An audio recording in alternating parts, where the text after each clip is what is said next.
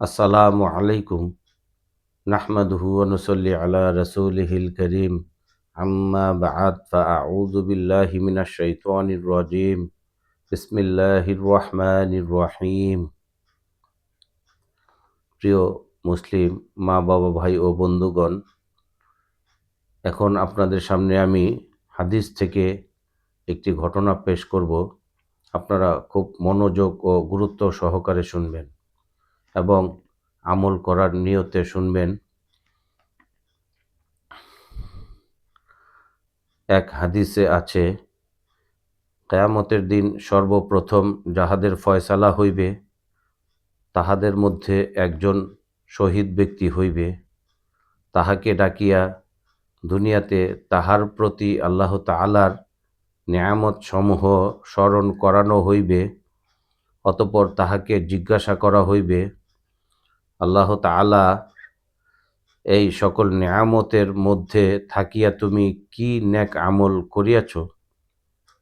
সে আরজ করিবে, আমি আল্লাহর সন্তুষ্টির লাভের জন্য জিহাদ করিয়াছি, এমনকি শহীদ হইয়া গিয়াছি এবং আল্লাহর উপর কুরবান হইয়া গিয়াছি। এরশাদ হইবে, ইহা মিথ্যা কথা। তুমি জিহাদ এই জন্য করিয়াছিলে যে লোকেরা বড় বাহাদুর বলিবে। তাহারা তোমাকে অনেক বড় বাহাদুর বলিয়াছে, আমলের যে উদ্দেশ্য ছিল উহা পূর্ণ হইয়া গিয়াছে। অতঃপর তাহাকে জাহান্নামে নিক্ষেপ করার হুকুম করা হইবে। হুকুম অনুযায়ী তাহাকে উপর করিয়া টানিয়া জাহান্নামে নিক্ষেপ করিয়া দেওয়া হইবে।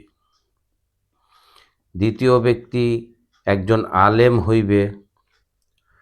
তাহাকে ডাকিয়া আল্লাহ তাআলার নেয়ামত সমূহ স্মরণ করাইয়া জিজ্ঞাসা করা হইবে যে, আল্লাহ তাআলার এই সকল নেয়ামতের মধ্যে থাকিয়া তুমি কি আমল করিয়াছ?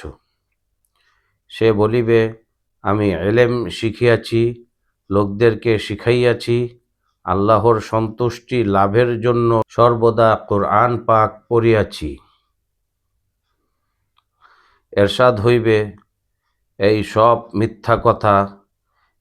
এ সমস্ত কিছু এই জন্য করিয়াছ যে লোকেরা বলিবে, অমুক ব্যক্তি বড় আলেম, বড় কারি। সুতরাং লোকেরা বলিয়া দিয়াছে, এই মেহনতের যে উদ্দেশ্য ছিল উহা হাসিল হইয়া গিয়াছে। অতঃপর তাহাকেও জাহান্নামে নিক্ষেপ করার হুকুম করা হইবে। হুকুম অনুযায়ী তাহাকে উপর করিয়া টানিয়া জাহান্নামে নিক্ষেপ করা হইবে। তৃতীয় ব্যক্তি একজন দানশীল হইবে, যাহাকে আল্লাহ তাআলা দুনিয়াতে বড় সচ্ছলতা দান করিয়া রাখিয়াছিলেন। সর্বপ্রকার সম্পদ তাহাকে দান করিয়াছিলেন।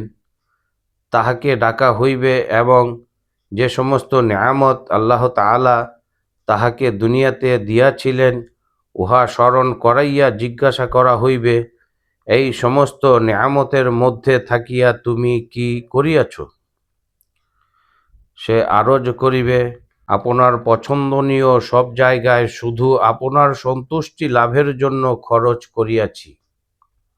এরশাদ হইবে, ইহা মিথ্যা কথা। তুমি শুধু এই জন্য খরচ করিয়াছ যে লোকেরা বলিবে বড় দানশীল ব্যক্তি, অতএব বলা হইয়াছে।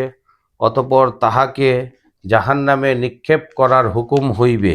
হুকুম অনুযায়ী উপর করিয়া টানিয়া তাহাকে জাহান্নামে নিক্ষেপ করা হইবে। মিশকাত মুসলিম।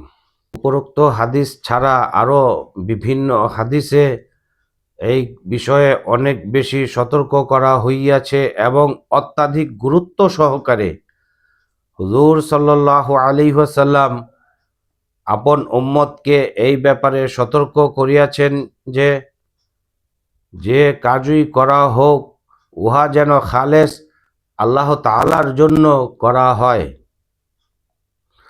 আর যত বেশি সম্ভব এই ব্যাপারে যেন গুরুত্ব দেওয়া হয়, যাহাতে লোক দেখানো, যশ খ্যাতি ও অলৌকিকতার আভাসও না আসিতে পারে। অবশ্য এখানে শয়তানের একটি বড় ধোঁকা হইতে নিশ্চিত হওয়া চাই না। শত্রু যখন শক্তিশালী হয় সে বিভিন্নভাবে শত্রুতা করে। এই শয়তান অনেক সময় মানুষকে এই কুমন্ত্রণা দেয় যে আমার তো এখলাসই নাই। ইহা দ্বারা সে অনেক গুরুত্বপূর্ণ ইবাদত হইতে বিরত রাখে।